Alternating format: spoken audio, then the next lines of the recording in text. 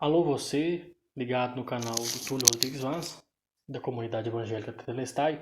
Hoje eu venho aqui trazendo para você algumas pequenas meditações na Escritura Sagrada sobre alguns grandes homens de Deus. Mas antes de tudo eu peço que você curta, comente, compartilhe o vídeo, passe a mensagem de Deus para frente, que Deus venha abençoar a sua vida. E vamos entender hoje o que Deus diz sobre alguns homens, né? O que a Escritura diz sobre alguns homens e que atitude alguns homens de Deus tiveram para com a situação que viveram.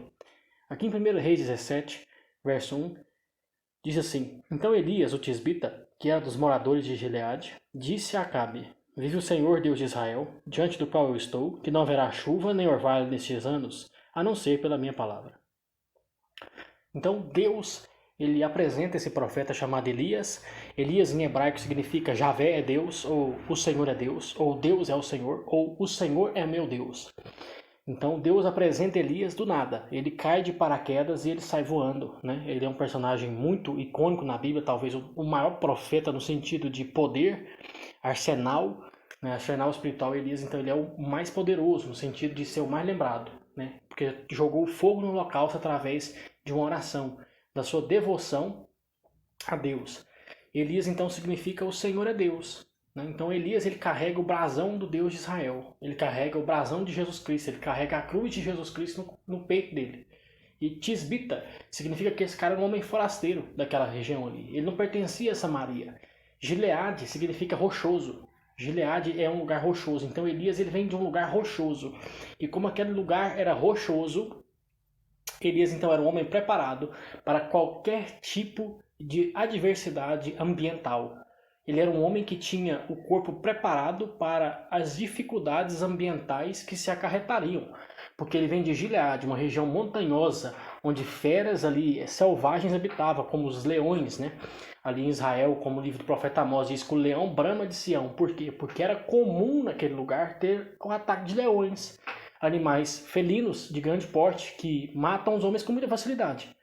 Então Elias ele vem de um lugar que é chamado de Gileade, um lugar que é rochoso, um homem preparado. E eu queria dizer para você que Deus ele prepara os seus homens, ele prepara as pessoas com as quais ele trabalha. Então Deus nunca vai mandar um Elias sem antes deixar ele em Gileade. Deus nunca vai mandar ninguém fazer algo por ele sem antes treiná-lo. Salmo 144, verso 1 diz assim: O Senhor é minha rocha eterna, porque ele adestra as minhas mãos para a peleja e os meus dedos para a guerra. Que é um verso que diz aí que Deus treina seus homens para o serviço, é esse. Né? Então Deus treinou Elias em Gileade primeiro. Né? Esse homem tinha profundo zelo pelo Senhor dos Exércitos. Lá no capítulo 18, ele vai dizer isso. Né? Ele diz isso no capítulo 18, no capítulo 19, ele fala isso. Ele fala assim: Senhor, tenho tido extremo zelo pela sua palavra. Veja bem, ele diz: tenho tido extremo zelo, é um homem zeloso, o Senhor é meu Deus. Elias então é um homem que foi treinado pelo Senhor. E quantos de nós somos treinados pelo Senhor? A grande diferença é que ao invés de fazermos como Elias, que esperou ser treinado e receber a palavra de Deus, nos inquietamos, nós buscamos pelos nossos próprios esforços, e isso não funciona. Né? A Bíblia diz em Zacarias 4,6 que diga a Zorobabel, nem por força, nem por violência, mas pelo meu espírito. Zacarias 4,6, guarde esse verso, né? Pelo seu Espírito, pelo Espírito do Senhor, pelo Espírito de Deus. E lá em Tiago, capítulo 5, verso 17 e 18, vai dizer porque Elias era um homem rochoso, um homem que conseguiu jogar fogo no holocausto, um homem que conseguiu mudar o registro da sua nação, da idolatria do pecado para a santificação, para a santidade.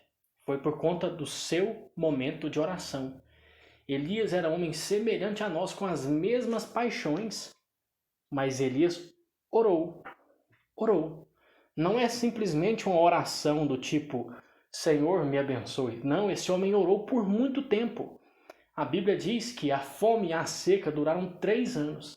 Mas diz que Elias se apresentou no 3º ano da seca. 3 anos e meio, perdão.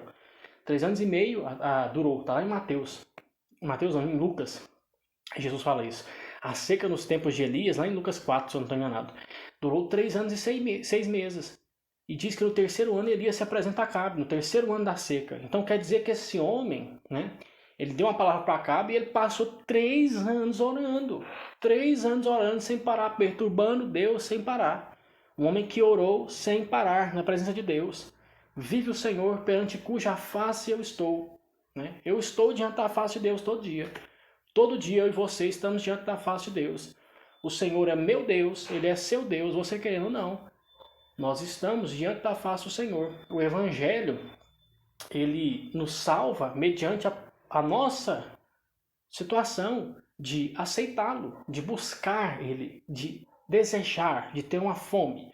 Mateus capítulo 5, verso 6 diz assim: Bem-aventurados que têm fome e sede de justiça, porque serão saciados. O ser humano ele é marcado por uma fome, por um desejo intenso na vida dele, começando pela situação espiritual. O homem, por conta do pecado, ele está rachado com Deus. Ele não consegue ter ali o entendimento espiritual necessário para se chegar a Deus. Então ele tem uma fome espiritual muito grande, ele tem uma fome no seu interior muito grande, da qual ele tenta matar essa fome nas coisas do mundo. E é daí que ele cai no pecado desenfreado. Mas Elias não, ele é um homem que buscou se encher de Deus, porque ele orou. Né? Então o homem ele é marcado por uma fome insaciável. É uma bem-aventurança, né? Os que têm fome e sede de justiça. Mas é justiça de quem? De Jesus Cristo. O processo de ser santificado em Jesus, de ser justificado em Jesus, de ser mudado por Jesus, por ser trabalhado pelo Espírito Santo que vem de Jesus. Amém? Então essa é a ideia. Né? Um processo de santificação. Os que têm fome e sede de justiça. A ideia do indivíduo que está há 30 dias sem comer. Um indivíduo que está há 25 dias sem comer. Uma fome crônica. Ele nasceu com fome, ele continua com fome e ele vai morrer com fome. Ele tem fome e sede de justiça. E quanto mais ele quer de Deus, mais ele quer de Deus. Ele não sossega com o pouco que ele recebe ou com o muito que ele recebe. Quando ele recebe pouco, ele quer muito. Quando ele recebe muito, ele quer mais ainda. Então essa é a ideia. Sermos como Elias. Né? Meditar na fome e na sede de justiça. Meditar no Espírito do Senhor. Porque não por força nem por violência, mas pelo meu Espírito. Então essas são pequenas meditações que eu trago para você hoje aqui no canal. Que você possa ser abençoado, que você possa fazer como o profeta Elias, gastar o seu tempo com Deus, conhecer o Senhor Deus, estar diante da face de Deus, buscar ter intensa comunhão com Deus. Não desistir quando Deus diz não e também não se esquecer de Deus quando Deus diz sim. Que o Senhor possa te abençoar, possa te angariar várias bênçãos e te guiar em nome de Jesus Cristo. Um grande abraço e até o próximo vídeo.